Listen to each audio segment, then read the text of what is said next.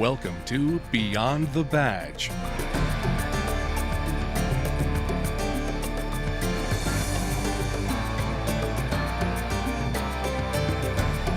Beyond the Badge is an inside look at your Oshkosh Police Department, brought to you through the resources of Oshkosh Community Media Services.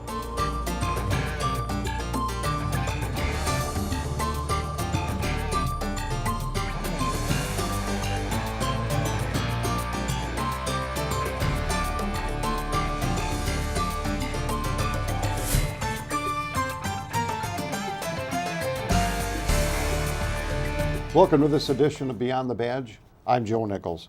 On today's show, we'll be talking with Winnebago County Sheriff's Program Coordinator, Officer Erica Geschrei, about internet safety and cyberbullying. Later in the show, we'll be taking a tour of the new Command and Community Operations Vehicle with Fleet Maintenance Manager Scott Foote.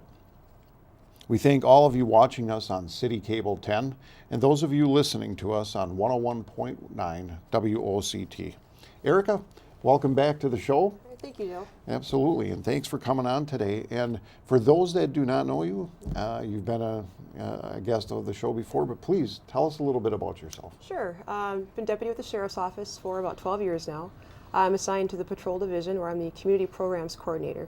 And basically what that means is I do a lot of community engagement, go out and talk to the community, do a lot of presentations on crime prevention and safety.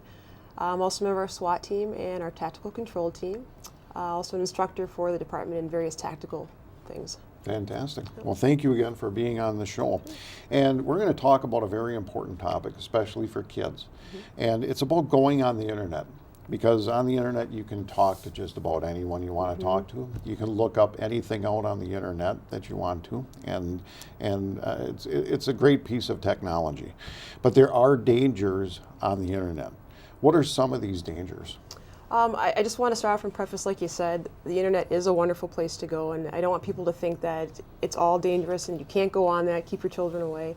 But with that, like you said, there are some dangers, and some of the things that, you know, from the law enforcement side that we're seeing are issues of identity theft, fraud, issues of cyberbullying. We have the issues of sexting that you've probably seen in the media quite a bit, and different things like that. All right, very good. So you mentioned cyberbullying. What is it? Basically, cyberbullying is bullying with the use of technology.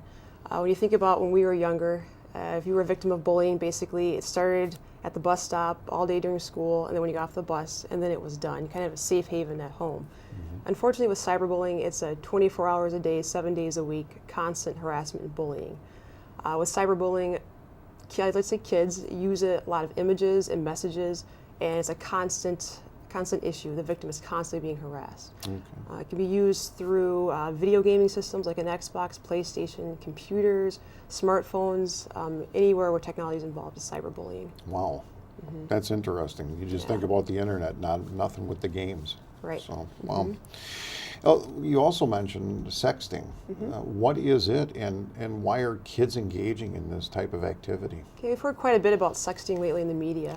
Basically, sexting is sending sexually explicit images or messages using a telephone, basically, using a smartphone. For some reason, kids don't think it's a big deal, or they think it's funny. What they don't understand is it's a very big deal. Basically, it's a crime. A child makes a decision to take a sexually explicit image of themselves, they've just now created child pornography, and they don't understand that. And now they make the decision to send it to a friend, a boyfriend, girlfriend, whomever, and now they've just issued child pornography. And now the person receiving the image, they have that image on their phone, and now they're in possession of child pornography. So in a matter of minutes, you've now committed 3 crimes, and kids don't understand that. The ramifications down the road, that once you send that image out, it's gone, out of your control, and it gets dispersed, and you have no say in where it goes and what happens to it. Yeah, very dangerous. Yeah, they call it the World Wide Web for one reason. Yes, that's right. Yeah, because it's everybody's property. Absolutely. Yeah. What is a social media networking site? Okay.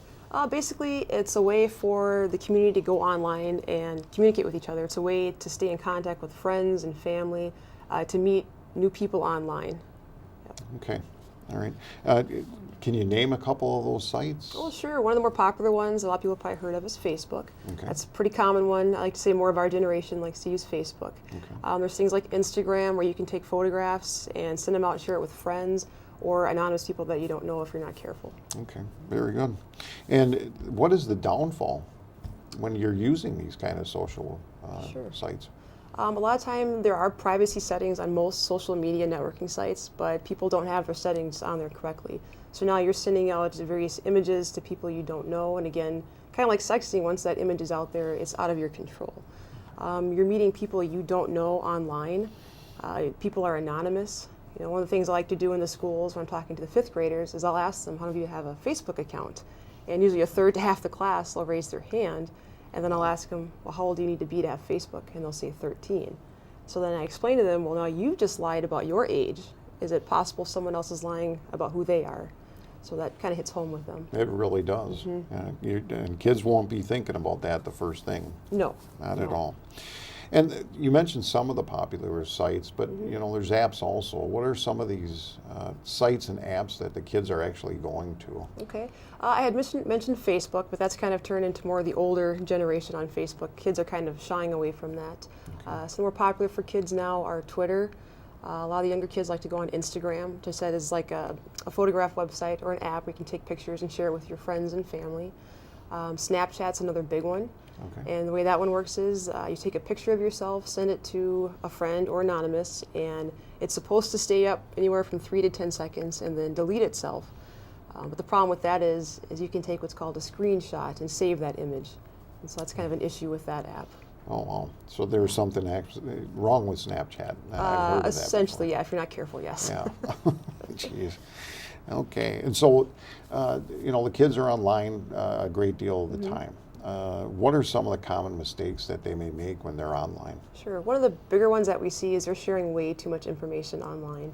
They're talking a lot about, they talk about their birthdays, where they live, who their families are, different things like that. Accepting friend requests from strangers, people they don't know, talking to people online that they don't know. And with that can come a big risk if now you're talking to someone that you think is your age, and now they talk to you about meeting offline, and now that child does that. That can be a big danger. Okay. With computers, and you know, I'm sure that they have logins as well, and I know that at times, you know, kids share their passwords. Is that a danger as well? Oh, absolutely.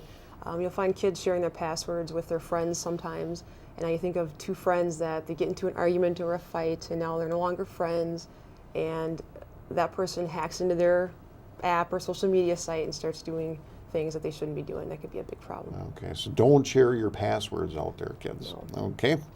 Okay. What are the consequences of some of those mistakes if they do happen to give passwords out or they start putting too much information out there? Sure, lots of different consequences. One of the bigger ones we see is you could have identity theft, someone stealing your information and using it to commit crimes or doing things to hurt you.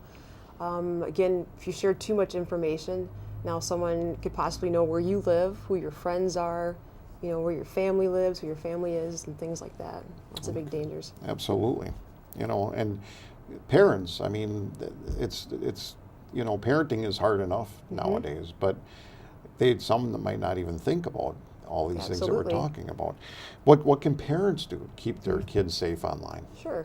One of the biggest things, you know, we try and tell parents is communication is key. You've got to talk to your children. You need to know their daily habits, what kind of activities, what are they doing during the day. Know who their friends are, online and offline. Another big one is you need to check in with your kids and have them check in with you, you know, on a daily basis. Another thing parents can do is be involved in their activities, whether it's a sporting activity, music, whatever it is, be involved in your child's life. From kindergarten all the way through high school, you need to be involved. And teach your child warning signs. Things to watch out for if you're talking to someone online and they start asking you personal questions and different things like that. So just educate your children as well. Okay. And what are parents, what programs are out there for parents that they can keep their kids safe online? Sure. You know, if parents go online and kind of search and look for different programs that are out there, but two of the top big ones that we see, one is called Mobile Watchdog, basically where you can set it up on their phone and it'll kind of let you know what apps are downloading, what sites they're visiting, who they're talking to. Another popular one is called Mobile Spy, which essentially does the same kind of thing, kind of help parents monitor their child's activity. Okay, excellent. And these are things that parents can get. Are they free online? No. Oh, they're not free. Usually okay. there's some type of fee, a monthly fee that you have to pay. Okay. But Well, it's better to be safe than sorry. absolutely. And one last thing I wanted to throw in there for parents is also to educate themselves. If you're not comfortable with the internet, with using a smartphone and apps, you need to educate yourself on what your kids are using so you understand how those apps work. Very good. Very good. And Winnebago County Sheriff's Office, I know that you're very involved in the schools along with pretty much your partner, Pete Ehlert. Yes. And what are you doing to assist kids at the schools? The last couple of years, my partner, Deputy Pete Ehlert, and I have been going into the schools, various schools throughout the county, and talking the 5th graders all the way through the 8th graders, basically on internet safety. The kind of things that we were talking about here, what to watch out for and how to be safe online. This past spring, we did a parent presentation in the Winnebago County School District. We had the parents come in and we talked about these types of issues. And then one key thing that we did that I thought was kind of neat is we went over the popular apps that the kids are using, how those apps work, and then what the dangers are and how the kids are abusing them. Fantastic. And you'll be, I believe, in the Oshkosh schools Yes, coming up this fall. Yes, this fall we'll be doing the exact same thing for parents. Fantastic, fantastic. Well, Erica, I really, really appreciate you coming on the show today and talking about us, talking with us about these issues on internet safety. So thank you so very much for coming. Thank you, it's my pleasure. Okay, and we'll be right back after this short break.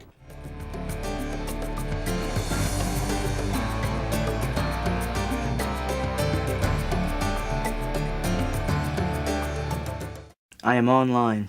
I enjoy sharing thoughts. Music. Videos. Ideas. Information. I will not I will not be a victim to threats. to stalking, To soliciting. to predators. I will be responsible. I will be careful. I will be honest. I will be smarter. I will get my parents involved. I will protect myself. I will be safe. I am a teenager. And I And I Will not. be bullied.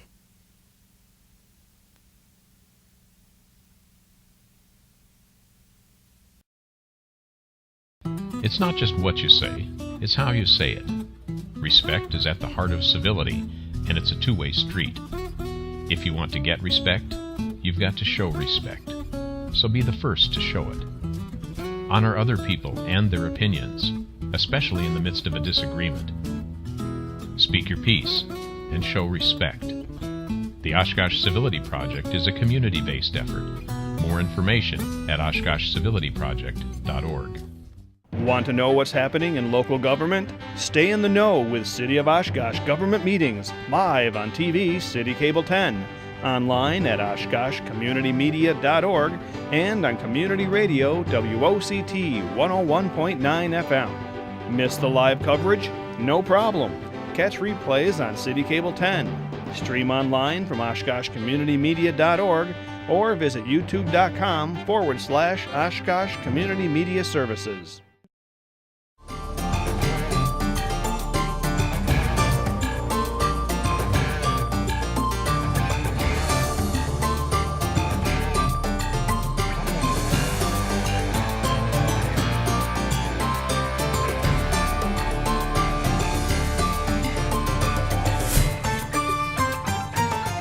Lieutenant Don Wilson, and what I have behind me today is the Oshkosh Police Department's newest vehicle. What we have is our community outreach vehicle / command post.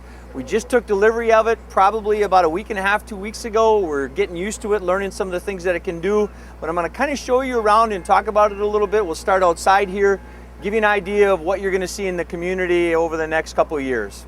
The vehicle itself was kind of an idea that our chief came up with a while back, where he wanted a vehicle that we could use for a command post vehicle, but we could also take out into the community for different events, take out into the community as a crime prevention tool, and really be that focal point that people would come to. We have that now. Now it's really difficult to find the money for things like this, but the idea got floated out to the Oshkosh Foundation, and they stepped up and actually fundraised completely for this vehicle. They came to us and said, we think we can do it. Their effort was unbelievable. They came through and really gave us everything in a community command post vehicle that we could have ever asked for. The vehicle itself, as you look at it, isn't your typical police department vehicle. It's pretty inviting when you look at it. A lot of different colors. You can see as he scans down the side of it, you have a TV on the outside of it. We have a little bit of a wind today and a chance for a few storms, so we don't have the awning down, but we have an awning that comes down out over this area. And a lot of different people went into the design of it, but it isn't your typical police department vehicle.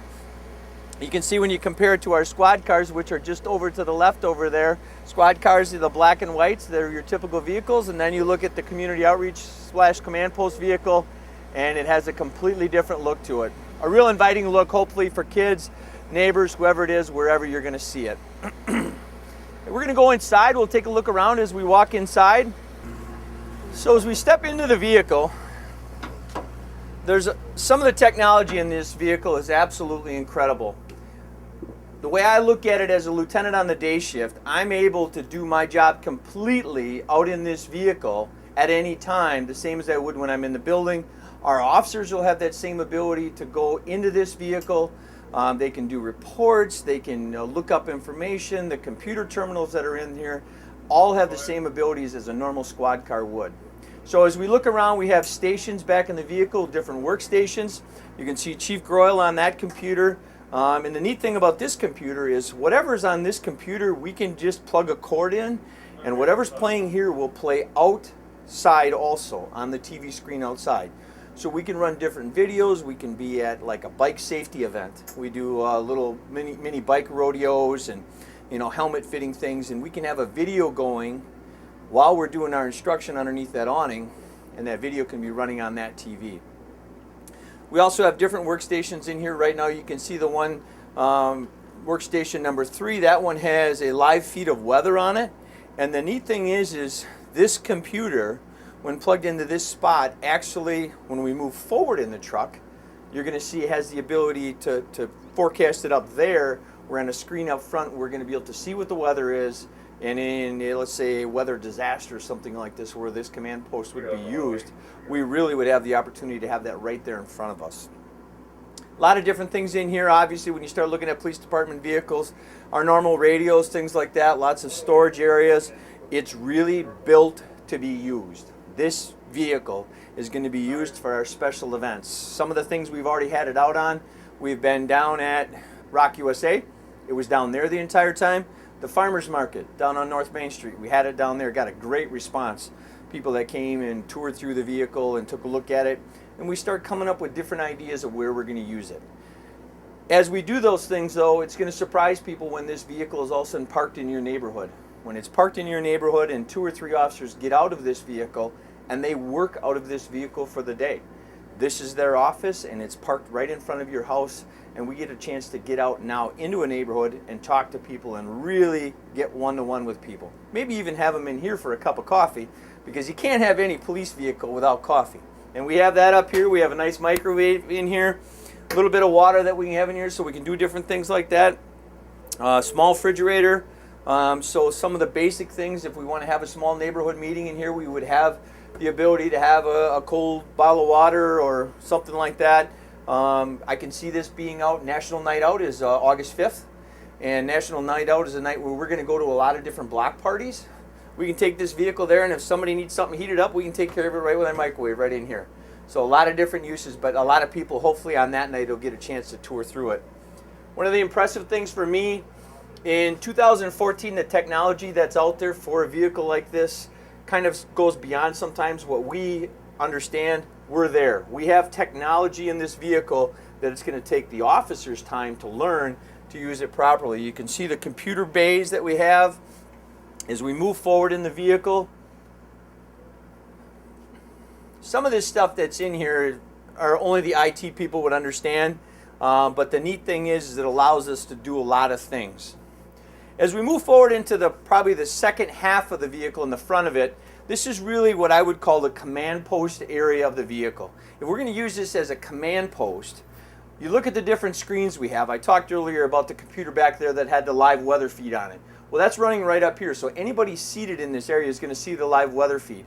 If we're out at AirVenture this year, out at EAA, we have a map right up here. This is a smartboard touchscreen, which basically allows us to do anything that we could do on a touchscreen and then some. The computer itself is lightning quick, and it really gives us the opportunity as a group of people that are trying to lead a major event to see what's really going on in the area. We will have a surveillance camera system that's going to be installed on it. Sounds like that money has already been raised. That surveillance camera will have a 30-foot tower that will go up that will allow us to surveil a scene if we're down, let's say, at Sawdust Days. And we want to put that camera up, we want to look at what's going on in that event, we're going to have the ability to do that. When you take a look at the inside of here, it looks like you have a really nice table. The nice thing is, when I flip this up, and I had our roll call in here this morning with my day shift officers, and I had 10 officers seated around this table. These all flipped down. We had our roll call in here. I gave the guys their assignments for the day. We talked about the new vehicle and some of the different uses for it. And the neat thing is, 10 people in here, all cops with all their gun belts and stuff, we still had plenty of room. And when you need it to, it just folds right down. So there's a lot of neat things that go into this. You also have here, we have media access as far as things like TV, weather updates, different things like that. We'd be able to get through DirecTV on this. That's all part of the package. We are looking at different components as far as small gaming components for kids, when we can have kids in here in the community outreach portion of it, where we will put those in here where they would be able to sit in here with us while we're talking with their parents, have a game that they can play on the screen up here. We're not sure what it would be. My son says Angry Birds, but I'm not even sure what that is, so we'll have to see what we come up with. But that's one of the things we're looking at with that. But you can see the vehicle itself has a lot of room within this area. This is also an area that we would use if we're going into a neighborhood to meet with people.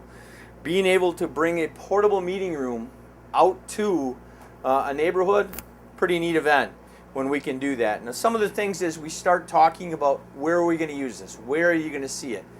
The obvious thing is we're going to use it for major events. EAA, Rock USA, Country USA, events that we always have, down at Waterfest. You're going to see it there. Okay, that's one of the uses for it. The new use that I think a lot of people in the city of Oshkosh are really going to like is you're going to see it in your neighborhood. Every one of our officers has what's called a reporting area assigned to them. And I'm going to turn the radio down a little bit here so you can hear. Every one of our officers has a reporting area assigned to them. If you go on our website and you go on the team policing portion of our website, OshkoshPD.com, you can find what officer is assigned to your areas. Well, one of the things that those officers are going to do is they're going to bring this vehicle to their reporting area and park it in that area and operate out of it for the day. So if you want to go talk to a cop, you're not going to have to call them. All you're going to have to do is look out your front window and see that it's parked down the road, and you can walk out there and talk with them. If it's during the day shift and I'm in it, which is a very good chance, you might even be able to get a cup of coffee, because once again, we got to have coffee because we're cops. But we'll come in, we can talk about whatever's going on in your neighborhood. It'll give us a chance to reach out, become more one with that neighborhood itself. You'll introduce yourself to whoever that officer is who is assigned to your area. And I think those things. Another one, we have a problem house. This vehicle parked in front of a problem house with officers working out of it during the day will apply that subtle pressure to hopefully calm the neighborhood back down and get the people who are causing problems in that neighborhood hopefully to behave and just be good neighbors, because really that's all we're looking for. Some of the other places that we look to use it, I talked about National Night Out. This vehicle is going to move around with that. I think everybody got a chance to see this vehicle at the Touch a Truck event, which was down at the Leach Amphitheater. Any event like that that you think that would be really neat to have the police department community outreach vehicle there, all you have to do is call and we're going to figure out a way to get it down there. It's very easy to move around. It's going to have a lot of neat things in it once it's completed. Electronically, we're just about ready to go. We got a few little glitches that we're still working out, but we should be spun up, get our surveillance system up and ready to go, and we're going to be in really good shape. I think I've explained most of what we have within it and the options and stuff that it has. Like I told my roll call this morning with all the day shift officers that were in here, really what it's limited to now is what we can think of for uses and what the public can think of for uses. Because if you're having some type of block party and you want us to stop in with this, we're there. I know last night they had it over at the Stevens Park block party meeting that they had over on the east side of town.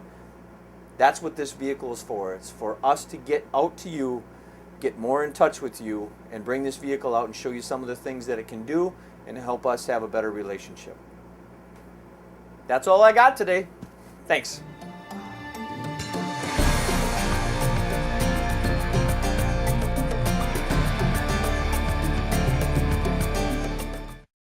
We are members of the Oshkosh Police Department's Auxiliary Police Unit, women and men who volunteer their time and are committed to assisting the police department by providing public safety services to the community.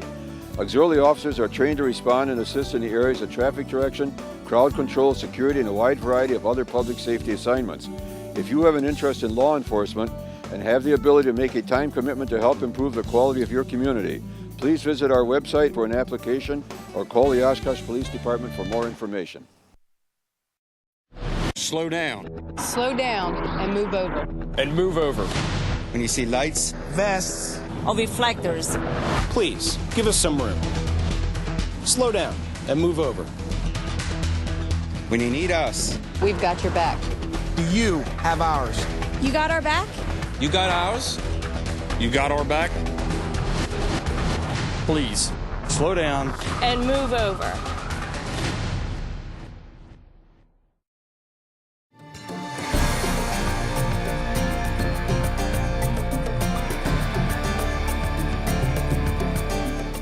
We hope that you've enjoyed today's show and want to thank you for tuning in today. For more information on the Oshkosh Police Department, check out oshkoshpd.com. And for replay times and watching Beyond the Badge on streaming video, check out oshkoshcommunitymedia.org. The Command and Community Operations Vehicle will be out and about the city of Oshkosh for the remainder of the summer and this fall. If the vehicle is in your neighborhood, please stop by and say hi. Until next time, we wish all of you a happy, safe, and enjoyable remainder of the summer.